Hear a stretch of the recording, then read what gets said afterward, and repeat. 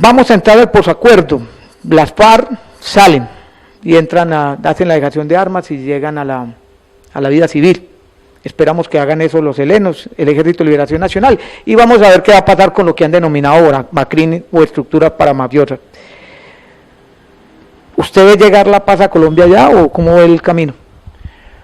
Yo sí veo llegar la paz. ¿En qué sentido? En que el acuerdo de paz no solamente es un acuerdo de dejación de armas a cambio de ingresar a la política legal, sino que tiene, para mí el capítulo más importante del acuerdo es el acuerdo de desarrollo agrario. Es decir, el conflicto colombiano tiene su origen en la tierra y evidentemente su solución está en ese campo. Entonces, yo creo que si en efecto se hacen las inversiones que se están programando para el campo, si se lleva desarrollo, infraestructura, desarrollo social particularmente al campo, yo creo que hay muchas posibilidades de consolidar la paz y de erradicar la violencia política en Colombia.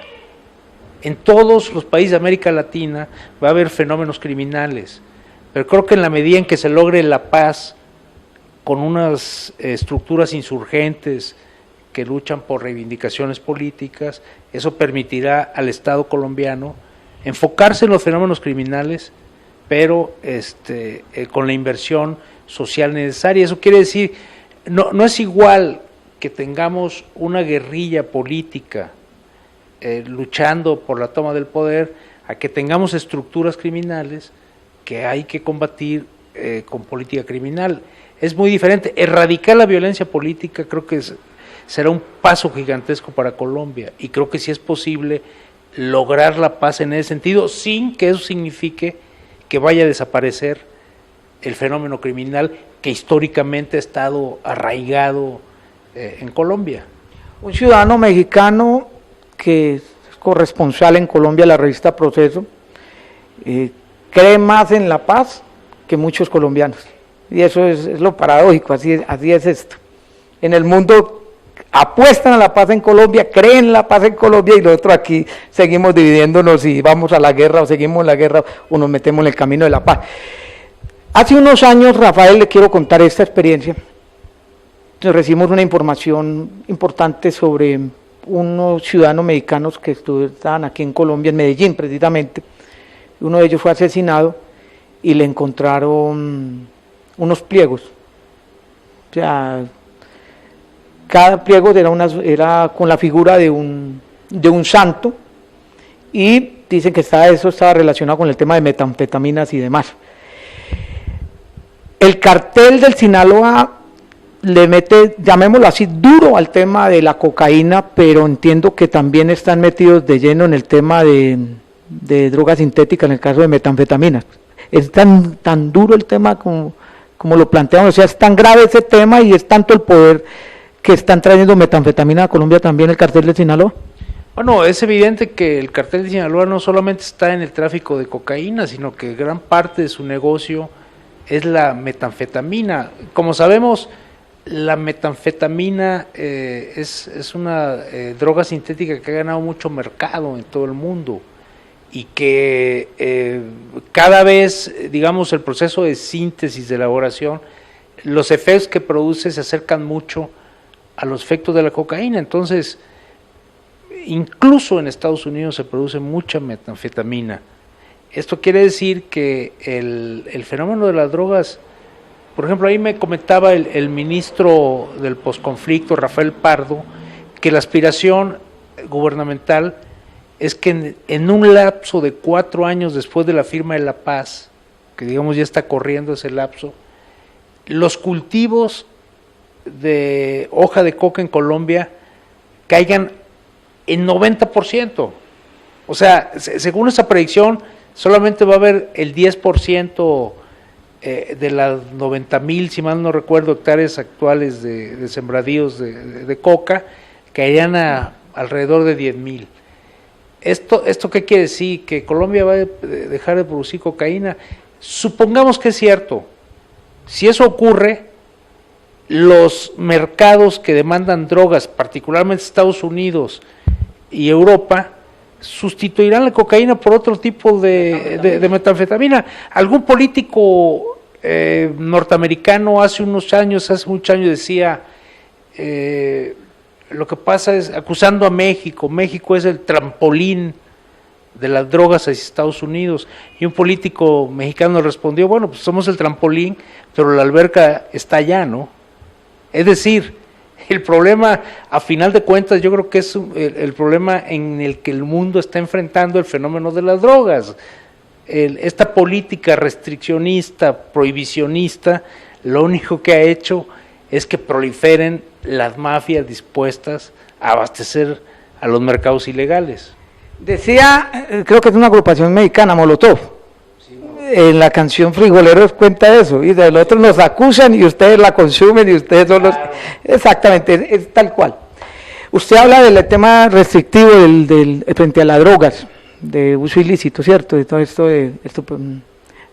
que trabaja el narco y demás, metanfetaminas, cocaína, además. ¿Usted cree que el camino sea la legalización de la droga? Yo creo que la regulación, y en ese sentido me parece que Colombia... Regulación en vez de legalizar, sin legalizar 100%. Exacto, porque es diferente regular, porque, por ejemplo, el alcohol tiene regulaciones, el alcohol es legal, pero tiene regulaciones, es decir, por ejemplo, no se puede vender a menores de edad, por ejemplo, no se puede vender en determinados horarios, ¿sí? El tabaco también está regulado, las cajetillas tienen avisos de advertencia, tienen altos impuestos, eso es regulación. Entonces yo creo que el camino de las drogas va hacia allá, hacia una regulación, tiene que ir hacia allá. Lo que quedó muy en claro, por ejemplo, ahora con el presidente Obama, que fue muy abierto en ese sentido, ¿sí? en cuanto menos debatir el tema, ¿sí? Quedó muy claro que el país que más se opone, o la región que más se opone a este tipo de políticas, no es Estados Unidos ni es Europa, son países como Rusia, son países como los países árabes, ¿sí?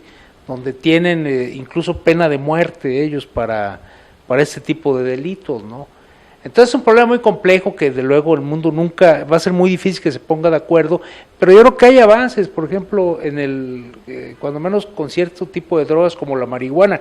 ¿Qué caso tiene, por ejemplo, perseguir a los campesinos mexicanos o colombianos que siembran marihuana cuando es una droga que cada vez en más estados de Estados Unidos es legal? Resulta muy absurdo, ¿no?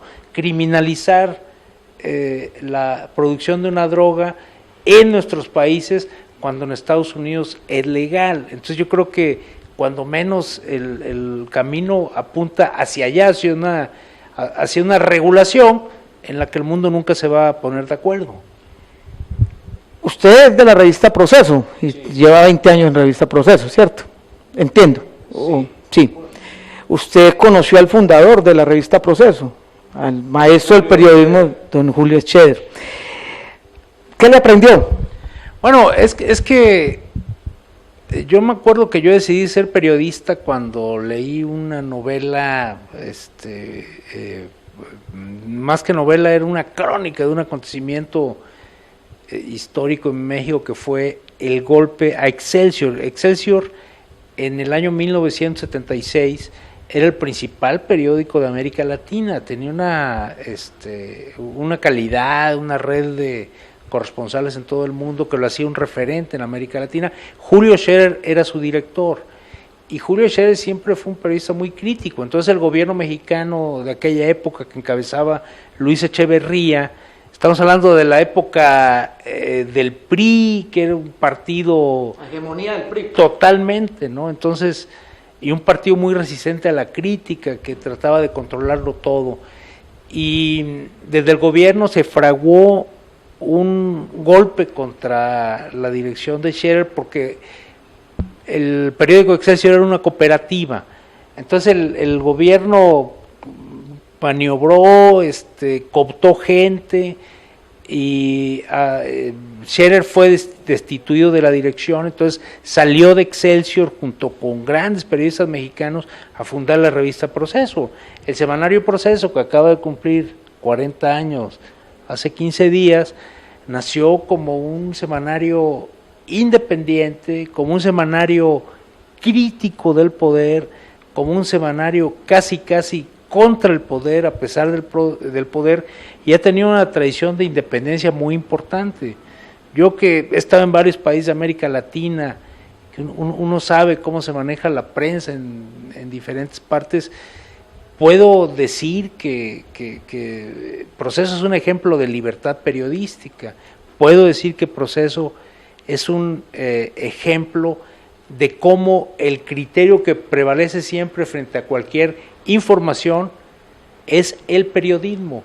En México mucha gente acusa a Excelsior de que es excesivamente crítico, de que nada le gusta, que todo lo critica, sí, pero para desgracia de México, Proceso nunca se equivoca en el buen sentido de que cuando critica algo es porque es, ¿sí? Y ese periodismo, esa mística, pues viene de don Julio Scherer, ¿no? Que es un periodista reconocido por eso. Enrique Santos, por ejemplo, cuando murió don Julio el año pasado, en enero de este año, perdón, Enrique Santos hablaba de él como un periodista rabiosamente crítico, ¿sí? Y creo que es algo que debe tener el periodismo siempre. El periodismo no puede ser no puede ser un testigo mudo, ni puede ser complaciente. Y desgraciadamente ese tipo de periodismo actualmente no es la excepción, sino que es la norma. Entonces yo valoro mucho estos medios independientes que apuestan por la crítica, por hacer un periodismo de denuncia, por dar voz a los que no tienen voz, y eso es la mística de Julio Scherer, ¿sí? Un gran periodista mexicano y latinoamericano. Rabiosamente críticos. Al maestro Julio le criticaron mucho la entrevista que le hizo al Mayo Zambada. Y hay una frase que don Julio tenía, y era: si me toca al diablo lo hago, voy al infierno y le entrevisto. Listo. Periodismo que necesita el mundo, rabiosamente crítico e independiente, justo. Estamos en un momento donde todavía hay quienes dicen no a la paz en Colombia y siguen sosteniéndose, aunque dicen que sí es a la paz, pero no a la paz como se está haciendo con los acuerdos de La Habana y más. Ahí hay una cantidad de gente que tiene preocupaciones en las ciudades, principalmente en las ciudades. Gente que tiene preocupaciones, algunos tienen molestia. Usted, que es corresponsal en Colombia, usted que es ciudadano mexicano, ¿qué le diría a toda esta gente? ¿Qué nos diría a todos nosotros sobre si le apostamos a la paz o no, si eso es importante o no es importante? Bueno, yo veo con preocupación y con cierto desaliento que la paz en Colombia se convirtió en un debate político. La gente no está hablando de paz, está hablando de proyectos políticos. La gente en Colombia ha transformado el debate de la paz en un debate político entre Santos y Uribe. Creo que se lo hace mucho mal al país y creo que eso esconde la verdadera dimensión de la paz colombiana. Yo creo que lo que ha pasado en los últimos años en la negociación entre el gobierno y las FARC es verdaderamente histórico, es decir, están poniendo fin a un conflicto de 52 años que ha desangrado a este país. Creo que es una oportunidad que Colombia no puede perder. Creo que tanto las FARC como el gobierno, como el presidente Santos en particular, llegaron a esta negociación por una serie de circunstancias históricas que el país no puede desaprovechar. Es decir, hay que reconocer que las FARC tomaron la decisión política de negociar por la debilidad o digamos por los golpes que recibieron en los últimos 8 años, particularmente con la política de seguridad del presidente Uribe, pero esa misma política demostró que las FARC no pueden ser derrotadas militarmente.